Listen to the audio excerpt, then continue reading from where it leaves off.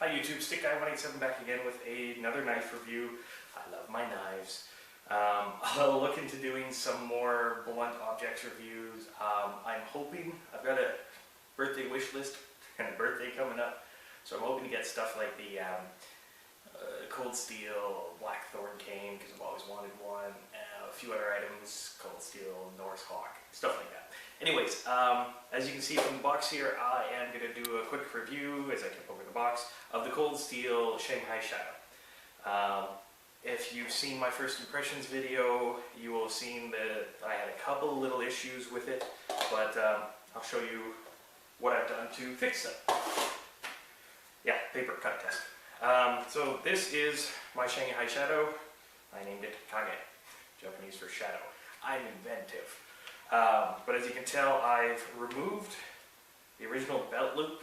Yeah, it was cool that you could mount it anywhere with the supplied hardware. There were two screws here that I've pulled out because I might need them. But if you've watched my initial impressions video, very floppy with a Securex sheath, you need to be able to remove it quickly and easily. So when I was doing that, unless I had a belt loop that was, or a belt that was like 2 inches, it just didn't work. Even then it kind of flopped a little bit. So what I've done is I've replaced that belt loop. I picked up, and I'm going to do a quick review of it too, a Boker Tek-Lok for, well, this one's a 2-inch by 3-inch model. You can use it for Molly. You can use it for these simple Kydex sheaths as well. I'm going to try my hand at making Kydex sheaths, as well as some stuff for my Halloween costume, which I'll show you guys at some point. So these are kind of handy just to mount everything on your belt. We'll do the Tek-Lok first and then the knife. So it's a little lip here that actually locks in. Why does it do that? Because you press here to open this thing. And you can see there's 9 screw holes there. This allows you to mount on any one of these points. I chose to actually mount this up and down.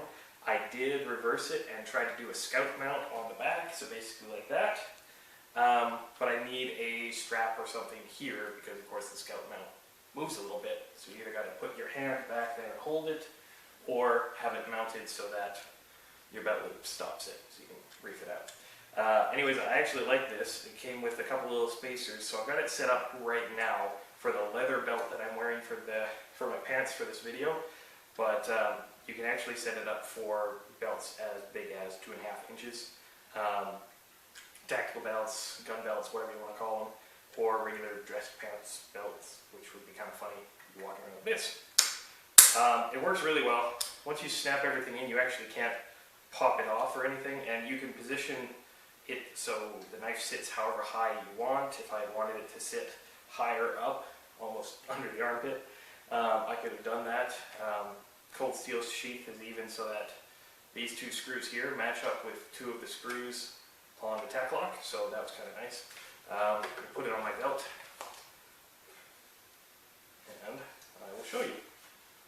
I'm just putting it in front of belt loop on the side.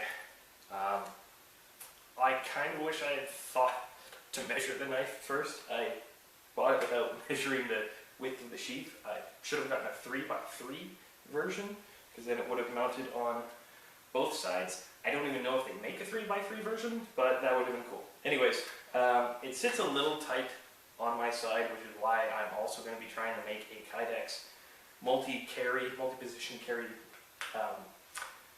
belt loop for this thing with another loop underneath so that I can do scout style or belt style. Anyways, knife itself, you can see this is much better. There's a little bit of play because of course all belts are different, but in and out, hell of a lot easier. Okay, I'm going to try and speed up my videos, so from here on out I'm probably not going to give you the whole specs, like this is this long and this long and this long. I measured the knife, it's 13.5 inches, the blade is 8 inches, the head was 5.5. Why is that important? My hands are fairly big. I don't have giant meat hook hands, but they are fairly big. And you can see how big that handle is in them. handle's actually kind of comfortable. What I've done is I've wrapped it in hockey tape. I would do Wilson wrap, but it's the same problem that I have with the Bowie Bushman, that the sheath sits quite nice and snug, but it touches up on the bottom portion of the handle.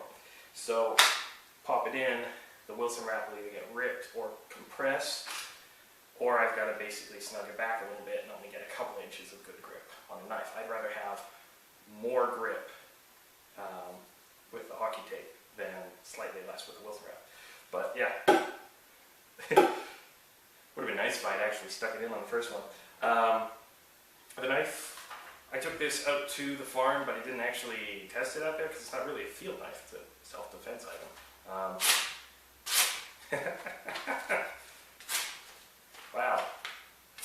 Gee, the knife is sharp. There we go. Not doing the cuts very well. Not doing the penetration very well either. There. It's actually a lot sharper than this paper test proves. It does tear a little bit. You can get it really sharp. I haven't spent a lot of time with this on a whetstone. It's, you know, not going to shave hair off my arm or anything, but it'll do the business when you need it to. Obviously, the point is relatively aggressive. The leaf shape makes for a nice slashing cut. I wanted to see how it did it against meat, but I don't have a side of beef or anything, so I used a steak, raw steak last night just to see. Cleaned the blade so that I could actually eat the meat, and it went through the meat just fine. I've got a little test that I'll show you guys in a second. I mean, it's 1055 high carbon steel. It's got a little bit of a spring to it, which is nice because, you know, hack into someone or stick into a target, you want it to flex a little bit. It's a ring dagger. I mean, I've always wondered how useful a ring is in self-defense. Just because if your knuckles locked in like this, yes, you can strike with it, yes, you can slash with it, but if you ever needed to reverse your grip, I know a lot of people say don't ever reverse your grip in a fight, but you know, if you're ever in a situation where you can't do a slash like this, you can't do a stab like that, and you need to reverse your grip, what if your finger's locked in like that? So I don't really care about the ring part. Yes, it's keep back for regular slashes, but whatever. I do like that it gives me a little bit more balance and control on the knife. The quillions, I think that's what they're called, these little bits here. With the size of my hands and the size of the handle, it does make for nice, simple slashing cuts. But if you're doing just a whole hammer fist around it and you're just regularly slashing, it still works just fine. Stabs work fine. Reposition, stab, again, works just fine. I've seen people when they stab, they put their thumb through here. Yes, it gives you more power, but whatever. I'm starting to blather again. Do I like the knife? Yes, actually, I really do. Despite its apparent limitations with cutting paper, it is actually fairly sharp. I think my paper test might have been a little crappy, but it's shaving the wood nice and easily. Not actually putting any effort in it. You can tell I'm just straight arming it. But yeah, it's a good, I'm not going to say self-defense thing, because I mean, walking around town like this, where I live, you have to have a reason for having a knife this big on your belt. There are coyotes, there are, I think there might have been a mountain lion at some point. You know, we do get wild animals coming in and stuff like that, but you don't need to have this or the Bowie Bushman on your belt at all times. Some people around here do carry little 3-inch personal defense items, or like a little skinning knife or something like that. Yeah, but it's not like a concealed carry or anything like that. You could reverse this and actually carry it inside your belt with a jacket over top. But yeah. Anyways, the knife itself, the balance is really nice. It's really fun for martial arts, I find. I mean, I've seen it go through plywood, I've seen it go through cardboard, you know, the destruction videos that Cold Steel does, a lot of their stuff, you see them hammer it through cardboard or a leather boot, car hoods. I don't have any of that. I've got some leather, some uncured leather around, but it's not really cool sitting there and slashing at the leather. So I've got the same stuff that I've got for the machete. Pineapple death. Only this time, it will stay. So I'm going to do just a cut through it, see how it does. I haven't done this yet. My target is still pressure treated lumber, so I get a lot of jarring motions, and this is held up pretty well to the jarring motions. The stake that I didn't through the stake or anything, so. But well, let's see if I can do through this.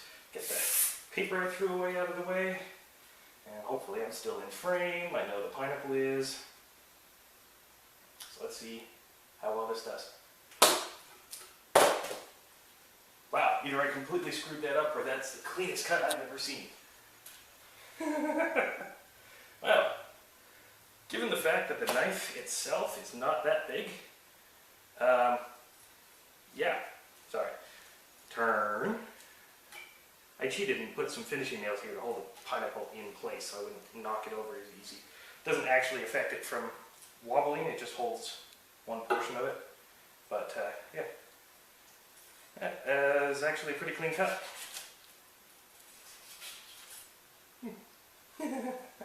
Sorry, that's actually kind of entertaining. Penetration test. I did the same thing with the machete. So, yeah, right in. Okay, pineapple is not a human analog in any way, shape, or form. Coconuts are barely, well, coconuts are an analog for the skull because they break at a higher pressure. This doesn't have the same density as human flesh or any of that crap. But hey, it's still pretty cool to watch.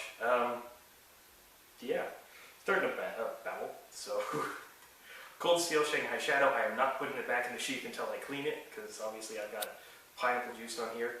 Cut through the pineapple. Say about 3 inches on a swipe where yeah, no, that's about where I was going to cut it. My targeting was a little bit off, a little bit shallow, but still not bad. Pineapple, you have served us well. Cold Steel Shanghai Shadow, I say get it.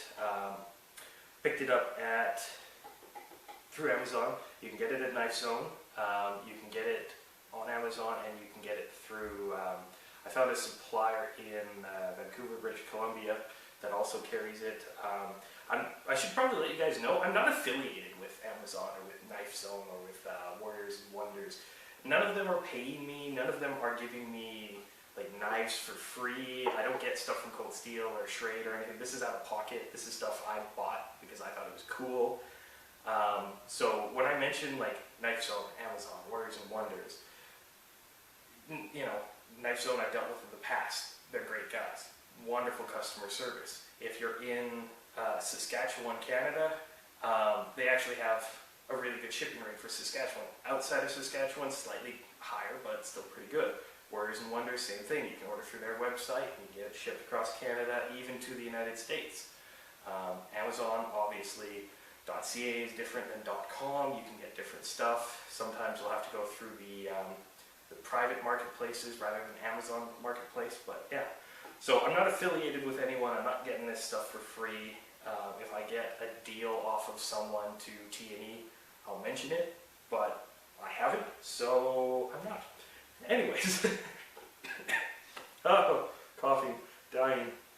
Shanghai Shadow, I mean, it's 8 inches of death. Cut through this quite nicely. That's, you know, say a belly cut. I wanted to do a pommel strike. I'm not going to do it on the coconut. I mean, it's a pommel strike. Dented the plywood. Obviously, it's holding up just fine. It's not denting this at all. This is 1/2 inch plywood that I'm hammering into on top of a 4x4 pressure treated post, and I'm about 200 and some odd pounds. I'm not measuring my exact weight. Maybe getting 110 pounds of pressure straight down on it. So it's holding up to that, and yeah, we can still use it. But yeah, babble, babble, babble, babble, babble. You guys don't want to hear me babble anymore, so I'm going to leave it be at that. Called Steel Shanghai Shadow. I bought it for about 30 bucks. I'd say get it if you are interested in it. Good for martial arts, stuff like, you'll see one guy did Kung Fu with it. Muay Thai, you can incorporate this easily into Muay Thai, anything like that. If you want to train with it, it's a great weight. If you want to use it for personal defense, okay, cool. Not the world's greatest field knife, which is why I didn't do anything out at the farm. I actually use the ones that are more field oriented. But yeah, I love it, and I don't know, maybe at some point I'll get another one if I can find a deal. Twofer!